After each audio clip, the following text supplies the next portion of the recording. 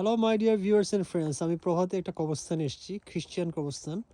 Normally কবরস্থানকে তারা এখন খ্রিস্টান বলে না, কারণ এই কবরস্থানগুলোতে যে কেউ তার প্রিয় মানুষের শেষকৃত্য করতে পারে।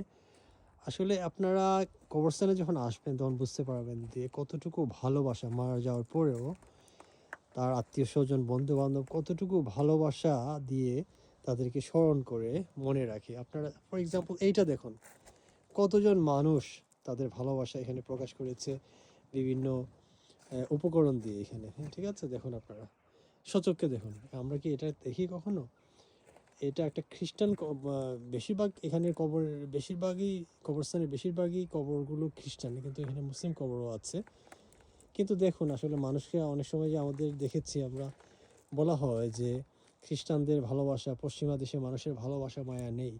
এ কথাটি আমরা হুজুরদের মুখে শুনেছি, মসজিদে বিভিন্ন আলোচনায় দেখেছি আমরা, যেমন ওয়াজ মাহফিলগুলোতে বলা হয় যে তাদের মায়া ভালোবাসা নেই। কিন্তু মানুষ মারা যাওয়ার পরেও কতটুকু স্মরণ রাখলে আপনার এই জিনিসগুলো মানুষ প্রতি বছর বা যখনই তাদের মনে পড়ে তারা এসে দিয়ে যায়। এগুলো আসলে আপনারা নিজের চোখে না দেখলে আপনারা বুঝতে পারবেন। এই যে দেখুন কত ভালোবাসা তার যে মৃত ব্যক্তির জন্য, তার আত্মীয় স্বজন বন্ধু বান্ধব কতটুকু ভালোবাসা থাকলে এমন হতে পারে।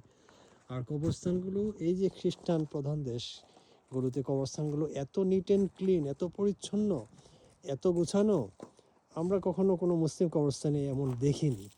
আপনারাই দেখুন এবং আপনারাই মূল্যায়ন করুন। Thank you very much for staying tuned.